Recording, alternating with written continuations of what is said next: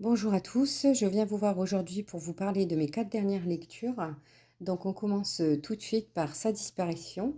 Alors tout d'abord merci à l'auteure Sophie de Brune et aux éditions Baudelaire pour ce service presse. Alors nous faisons la connaissance de Madame X qui nous raconte sa vie avec ses petits penchants comme l'alcool et les médicaments et son état dépressif. Elle nous parle aussi de son ex-compagnon avec qui elle est restée 20 ans et pour qui elle a tout quitté. Elle nous parle aussi de sa relation glauque entre son ex-compagnon et sa mère Myrna, très fusionnelle. Elle nous raconte également le déroulement de l'enquête sur la disparition de sa belle-mère et sa relation tumultueuse avec celle-ci.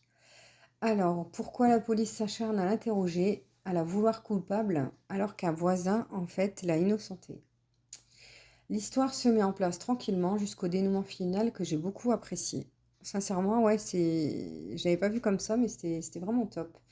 Bon, je vais pas vous en dire plus, hein, pour pas spoiler et puis comme vous voyez, il est pas très grand, donc heu, donc voilà quoi. C'est un thriller psychologique très fluide, très addictif, ça s'est, super bien lu, j'ai beaucoup aimé. Une très belle, découverte pour moi que je recommande, donc n'hésitez pas si vous voulez passer un bon moment. Ensuite, je vous présente La guérison de Rose Gold de Stéphanie Vrobel aux éditions Pygmalion. Alors, je sais même pas par où commencer. J'ai euh, j'ai j'ai adoré ce roman. Franchement, adoré, adoré, adoré.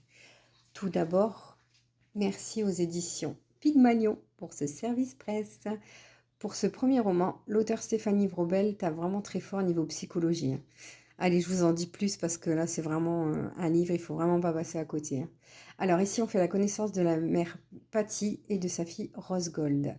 Alors, Patty, en fait, elle vient de sortir de prison parce qu'elle a été incarcérée pour maltraitance sur enfant.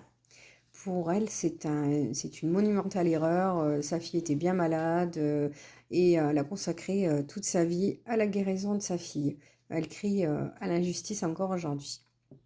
Alors en fait, pendant 18 ans, elle a fait croire à sa fille que cette dernière était très malade. En fait, voilà, la petite n'a pas eu l'enfance que tout le monde doit avoir, en fait. La sienne était rythmée par des rendez-vous médicaux, vomissements, carences et médicaments comblaient ses journées. Enfin, libérée de l'emprise de sa mère, la jeune fille, en fait, on entame sa vie de jeune femme, quoi. Donc elle passe son permis, elle a une maison, un travail et même un petit copain virtuel. Donc tout se passe bien pour elle et du coup, une mère, ça reste une mère, hein, donc en sortant de prison, elle accepte que sa mère, vienne chez elle, qu'elle l'héberge, en fait. Car après tout, c'est sa mère, hein. Mais est-ce qu'elle a vraiment pardonné à sa mère? Et est-ce que sa mère n'a pas de rancœur contre sa fille? Telle est la question. Comment va se passer, cette relation, entre, Rose Gold et puis, le bébé maintenant qui est là? Allez, je vous en dirai pas plus pour pas spoiler l'histoire, mais c'était un roman aux multiples rebondissements. Et j'ai eu un gros coup de cœur pour la construction du roman, la psychologie des personnages. L'écriture est fluide, addictive, oppressante. Surtout, on se pose mille et une questions. Mais j'ai adoré, quoi, les gars. Allez-y, foncez. Franchement, j'espère rapidement relire l'auteur parce que j'ai passé un excellent moment, quoi. Encore merci mille fois aux éditions Pygmalion parce que j'ai passé un super moment à la what the fuck, quoi. Franchement, alors, allez-y, jetez-vous dessus. Alors, ensuite, je vous propose Jeu de dupes de Maud Tabachnik aux éditions City Édition. Alors, tout d'abord, je remercie City Édition pour ce service presse. Alors, si vous vous souvenez, j'avais déjà lu l'auteur avec le cinquième jour qui m'avait plu, mais sans plus. Je sais pas si vous vous souvenez. Enfin voilà, c'était la femme du flic qui trouvait un peu la solution, machin et tout. Enfin, c'était un peu. Enfin voilà quoi. J'avais pas trop apprécié, mais bon. Alors ici, il est question de Abbott qui s'ennuie dans sa vie avec sa femme et sa fille. Donc pour briser sa routine, il se met à écrire un roman. Mais par malheur, en fait, il le laisse dans le taxi. Bon, sûrement à cause du stress d'avoir l'espoir d'être édité. Donc un jour, il s'aperçoit que quelqu'un s'est approprié son roman. Alors, le roman est un best-seller. On en parle de partout. Le faux auteur devient une véritable star, riche comme Crésus. Enfin voilà quoi, le maximum d'étoiles pour le gars quoi. Donc Abbott décide de se rapprocher de ce dernier, qui s'appelle Jean Rénove, pour se venger bien évidemment. Donc vous l'aurez compris, nous allons suivre la vengeance d'Abbott. Donc le roman se lit très facilement, hein. Franchement. Alors j'ai pas été déçue par le suspense, au contraire. Et enfin, on a tellement envie de connaître la fin, de savoir ben, comment il va se venger, comment ça va se passer, quoi. Un polar sympathique à lire, voilà. C'est pas non plus, pas besoin d'être super concentré, quoi. Je veux dire, c'est assez fluide. Genre un après-midi cocooning sur la plage. Donc voilà, ouais, ça passe. Bah, la fin était pas mal, quoi. Ouais, si, c'était quand même pas mal. Euh, que dire de plus, à part que j'ai beaucoup aimé le jeu que l'auteur a fait avec le nom de l'usurpateur. Alors, je vous dis simplement Jean Rulov. Réfléchissez, et vous me direz si vous avez compris. Donc voilà. Et voilà. Et en dernier, Requiem des ombres de David Ruiz Martin aux éditions, pardon, je bafouille, aux éditions Tornada.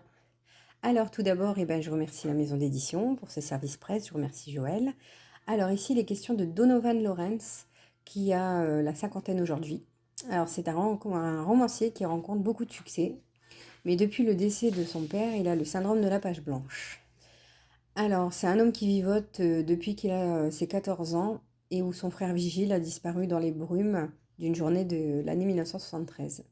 Donc, il revient dans sa ville natale pour faire la lumière sur la disparition de son frère. Donc, ben, bien évidemment, hein, quand on veut déterrer tout ça, les secrets, etc., ben, l'accueil est glacial, hein, surtout dû à son passé. Donc, il va rencontrer en fait une jeune femme très mystique, très mystérieuse, du nom d'Iris, qui a des dons mystiques. Alors, c'est avec Donovan que nous allons suivre l'histoire. C'est l'histoire qui a une pointe. Cette histoire a une pointe fantastique, mais très léger. Franchement, moi qui aime pas du tout l'ésotérique, etc., enfin, la science-fiction, etc., ça m'a pas du tout dérangé, quoi. En fait, l'intrigue est tellement intéressante que on est pris dedans. Bon, il y a un peu quelques longueurs, hein. Mais par contre, la fin, j'ai beaucoup apprécié la fin. Donc, d'ailleurs, ça m'étonne parce que c'est quand même un grand tornado que d'habitude, il n'est pas aussi grand. Mais ça n'empêche pas qu'il y ait pas mal de qualité. Voilà, voilà. Eh bien, écoutez, moi, j'en ai fini pour aujourd'hui. Je vous remercie d'avoir regardé ma vidéo. N'hésitez pas à vous abonner, à liker, à partager, tout ça, tout ça. Moi, je vous fais des bisous et je vous dis à bientôt. Ciao, ciao!